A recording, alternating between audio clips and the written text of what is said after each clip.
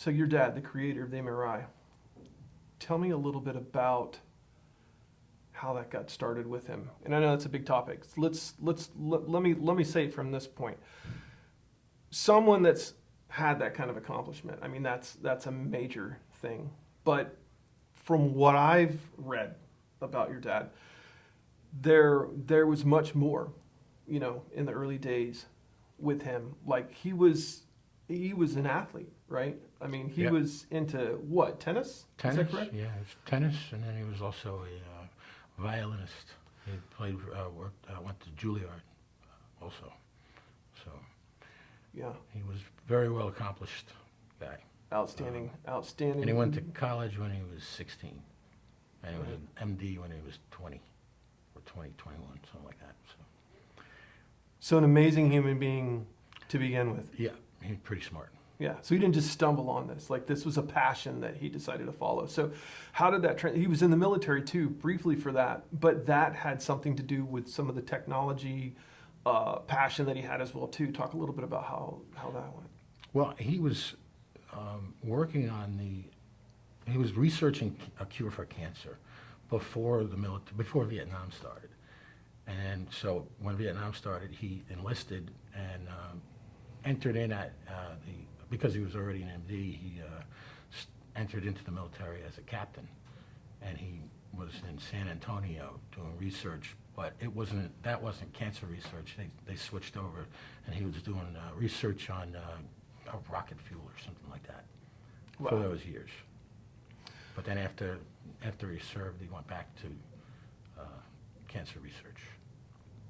Tell me a little bit about why cancer. Like what got him interested in that early? He had his mother's mother died of breast cancer, and back then, there was no cure. You got it, you died, and she died a slow, painful death in his house. She lived with him in Elmhurst, Queens, and he watched her just deteriorate and die, and that's why he chose to dedicate his life to curing that, because he saw it firsthand. And in 1969, he came across this machine, this nuclear magnetic resonance spectrometer. It's a little machine like this big, and you put little test tubes in it, and it tells you what chemical is in that solution. And he said, wow, that's amazing. I can do that without even testing it.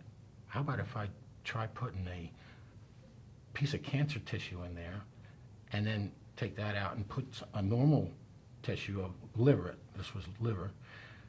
He put normal liver, and then he took that out and put liver with cancer in it. And he said, huge difference in the signals. And it's, so that's cancer, that's not. And he said, from that, in this tiny little thing, he said, I want to build a human scanner. I want to build a magnet the size of a room, and I want to go in it. From going from a small machine like that to a large machine that he's going to get into, right? How does he get there? I mean, what was the technology at the time? I mean, how do you go from something like that, just saying, I'm just going to get a machine big enough and climb in it? He went from this tiny machine, which fit a thin little test tube in, to one for a mouse, and then from a mouse to a monkey, and then from a monkey went straight to a man. And that all took about 8 years, from 1969 when he first suggested it and got a grant for it, and it's in writing, till 1971 he published an article in the Journal of Medicine.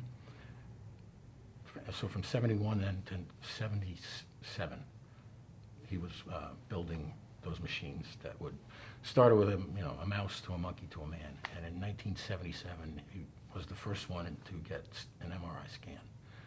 He went in the machine first, and didn't work out so well for him. They had some technical problems, so they had to get a more slender guy that fit better, because it was a tube like they still are. But the second one got the actual MRI image, and that was about 2 or 3 months later. So let's talk about resources for a minute too. Back then, we're not talking about like he's got a whole team. Like it's him and 2 other gentlemen, correct, that are doing all Pretty this? much, yeah. So And he was at SUNY Downstate, which is in Brooklyn. Well, that's where he built it. Right, so he's basically in in a normal space. Like, this is not a multi-million-dollar fund-backed organization No. here. No, it was a shoestring budget. You know, at first they were saying, you know, that's crazy, you can't do that.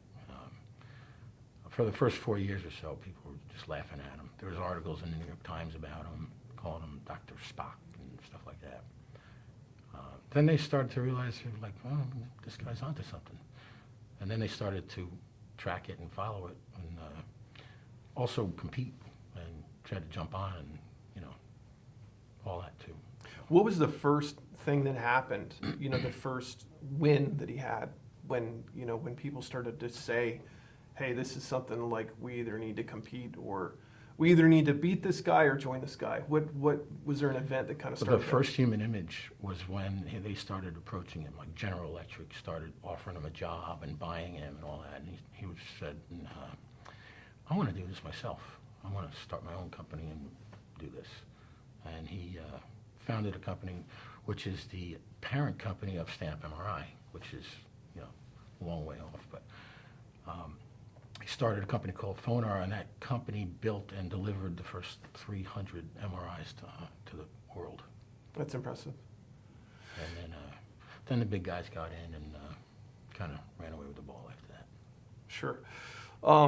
So the transition then from Phonar to Stand-Up MRI, which are the imaging centers, which are in various locations. Right now they're in Florida, New York. Yeah. That transition came, how fast did it happen that there were, you know, I think there's like 30 locations between the two areas. How fast did that happen? It took a long time. So these big guys, you know, the GEs and the Siemens and Philips, Toshiba, Hitachi, they all came in and they basically infringed on his patent. He had written a patent in 1973 or 4, I believe. And they infringed on that. And so we were doing pretty well selling the scanners at first, and then they came in and we kind of lost all that business because they were doing it. And so we sued them. We sued Johnson & Johnson. They were the first ones to infringe. And we won the lawsuit with the jury, but then the judge overturned the verdict after 10 years. You know, the lawsuits take a long time. So after 10 years, the judge overturned the verdict, and we were back to nothing. And so that's when we went into the MRI scanning business and started running MRI centers. And we did that for a while. And then we said, you know what, we're going to have another go at this. And then we went back and we sued GE, Philips, Picker, Siemens, all these big companies. And we were kind of limping along then because, you know, they took our patent, and the best way to do it, the best way to stay in business in those times, in those early years, was to have MRI centers. That kept the money, cash flow coming in. So we sued them again. Another decade goes by in lawsuits, and this time we won on 2 patents. We had other patents, obviously, as we were growing. So we won on 2 patents, and this time the judge overturned the original patent, you know, his original one, and let the other one go through. This time we went to the Court of Appeals and appealed that, and the Court of Appeals gave back that patent and said, you won.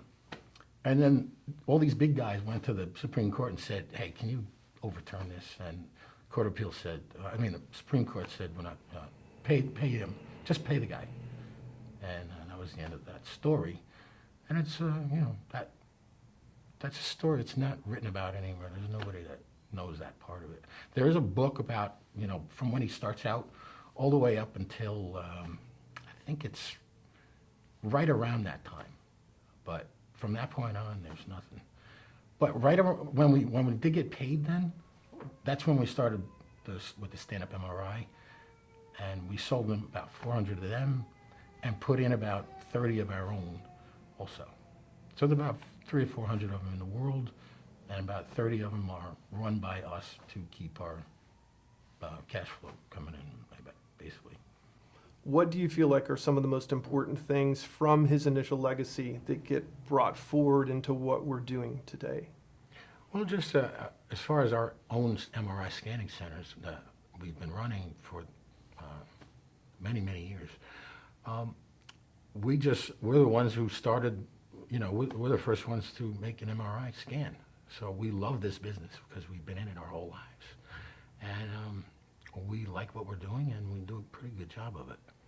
And we just thought it would be nice that anybody out there knows that when you come to us, that's where you came. That's where you're coming to. The actual machine itself, the multi-positional upright MRI, Yeah. that machine is what really transpired from all of your dad's legacy. Like, that is the core result of his efforts. Well, Just- that's that- his company's. That's his. Let's put. Okay, so let's rephrase that. That's correct. From what someone experiences when they go to a stand-up MRI center right now, other than the fact that he designed the entire technology that's in every machine, regardless of Right. what machine you're sitting in, he's responsible for all of that. All of it. And I get that. But his company brought forth his legacy, and what that produced is the stand-up upright multi-positional MRI. Yep. Tell us a little bit about why does that machine exist, and how did that come from his efforts forward?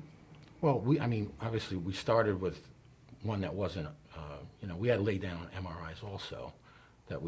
That's what we delivered to the 300 or 400 or whatever that we delivered. But somewhere along the way, people were getting very claustrophobic in them. And this one does two things. It's very non-claustrophobic. You're sitting most of the time watching TV, and you're getting yourself scanned. And it also helps with weight bearing.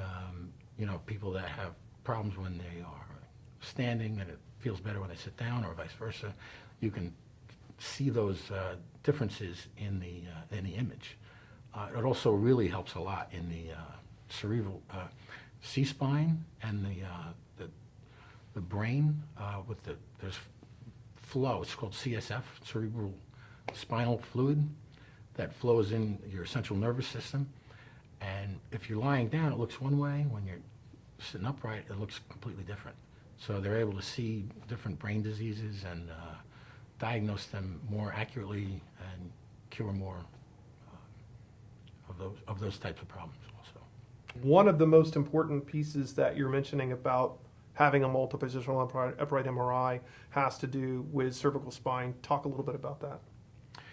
So cervical spine is, that's the part of your neck right below the brainstem. And that can be the cause of a lot of different brain diseases they're finding.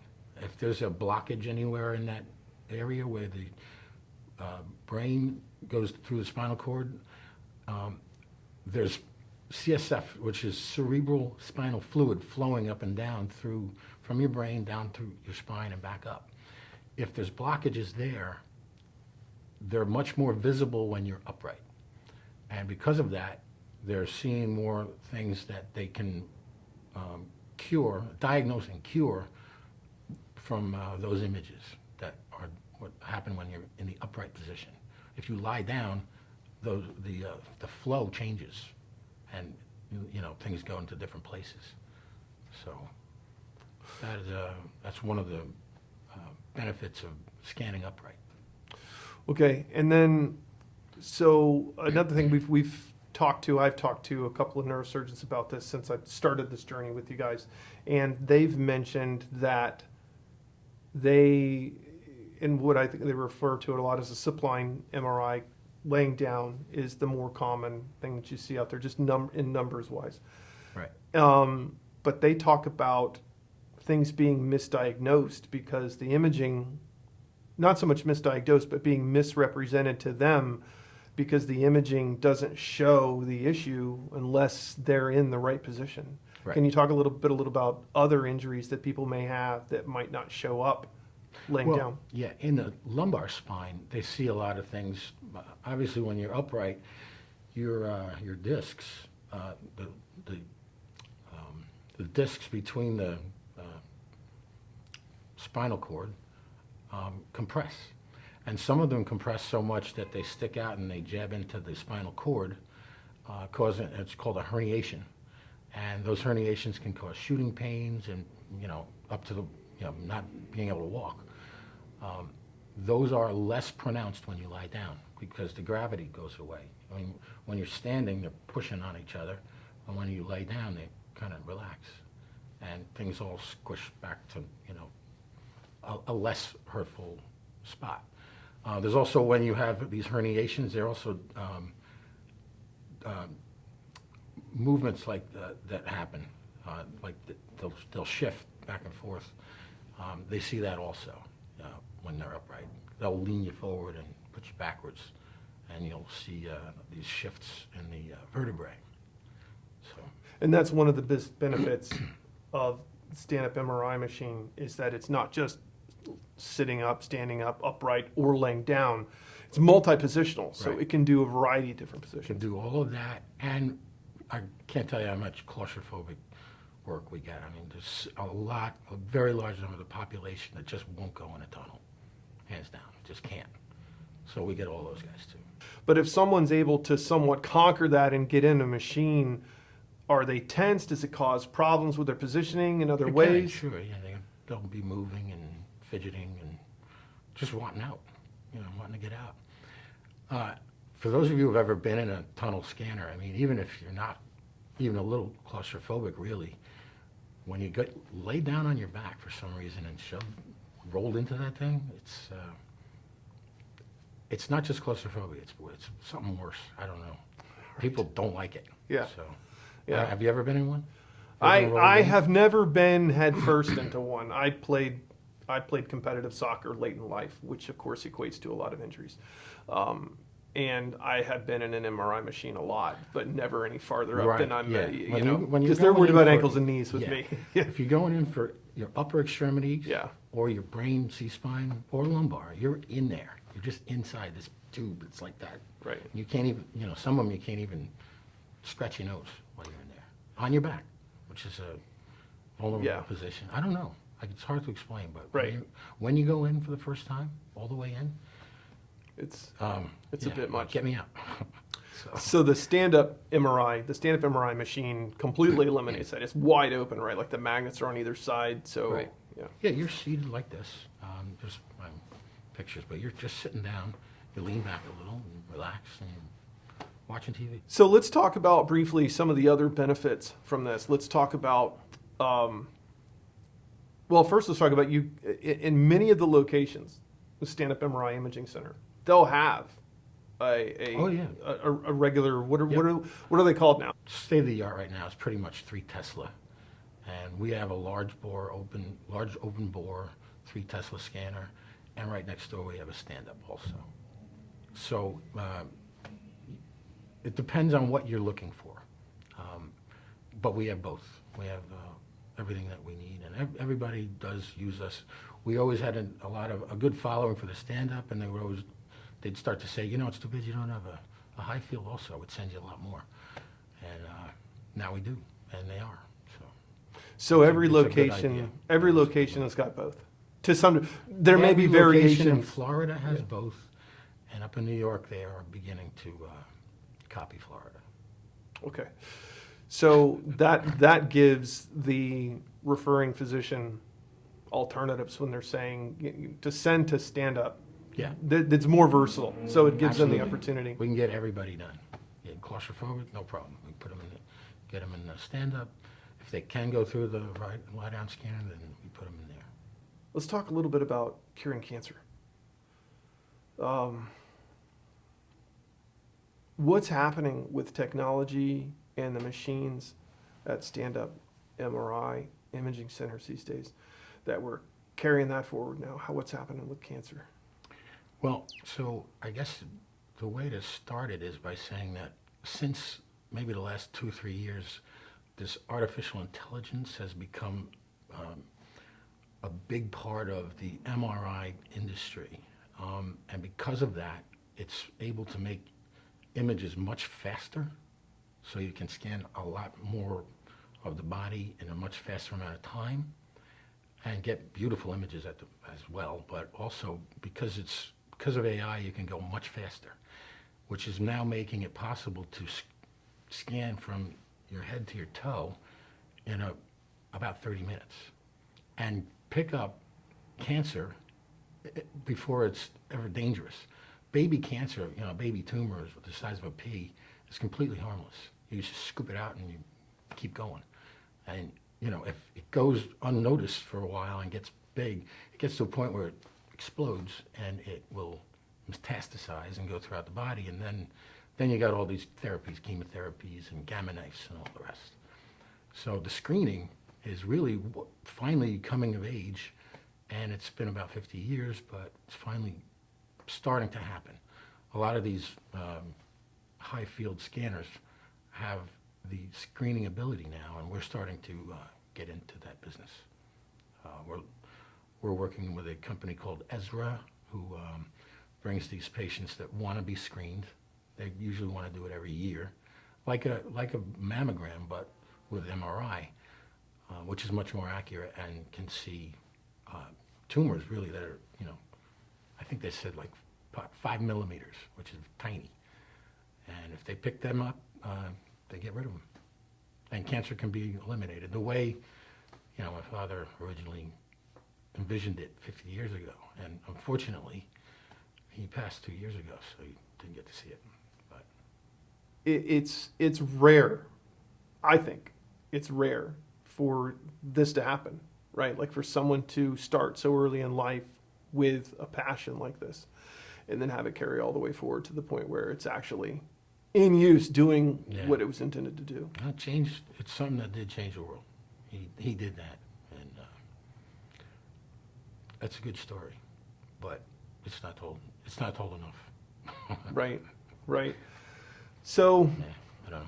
let's talk about how AI and the technologies now, what does that matter to the person that's not looking for cancer? The average physician referring, the average patient that comes in for a typical MRI, what is AI doing for them? Well, so it's making everything, it's cleaning up the images so they become more beautiful at even a lower field strength. Now, field strength is, the stand-up is a lower field strength than these high field magnets. But now, because of AI, they're making beautiful images very quickly also, which is, without changing the strength of the magnet. In the past, you'd have to, if you wanted to get a prettier, faster picture, you'd make this magnet bigger. But when you make the magnet bigger, it also becomes a lot more expensive. I think it's like $1 million per Tesla or some number like that. Right, so we're at 3 Tesla now, and they're talking about going, like the tunnels, the state of the art, I said it was 3 Tesla. The new ones are 5 Tesla. And when you go up, it just gets more and more money, which means more expensive medical bills, which nobody wants.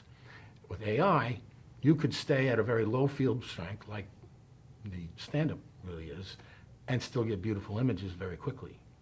And and so that's also going on too. The other thing about AI, there's a good side to AI, which is the medical side, and MRI in particular. And then there's also, the Terminator side, Right. with it. Yeah, so I don't know. There's a good and bad and everything, I guess. But Right. What have we missed? Brain disease breaks down into several well-known diseases like multiple sclerosis, ALS, like Lou Gehrig's disease, autism,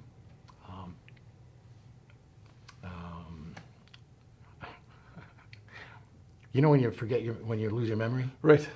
Alzheimer's. There you go. I'm getting old, so Alzheimer's. Those are all brain diseases, and when you're scanning the CSF and studying that, we're very involved in that. Also in that research, we have some very good colleagues that we work with to research that in the stand-up, and they are making a lot of breakthroughs with that, and that's very exciting. It's still not really mainstream medicine yet, but it's on the fringe right now. But it could be, hopefully soon, it'll start to pick up more on that. Is there anything else before we close up today that we should mention to referring physicians or potential patients that they should know about a stand-up MRI imaging center? We've been there since the beginning. We're very experienced. We do have both machines, which we had played a role in both of getting them both to the world. The high field one has some better pictures, obviously, because it's a stronger magnet. But the stand-up gets the rest, and it does the weight bearing. So if you know all of that, just keep us in mind. And, you know, we love working this. We love what we do, and, you know, we've been doing it a while, and we'd love to help you guys, help you in any way we can. Awesome. Okay.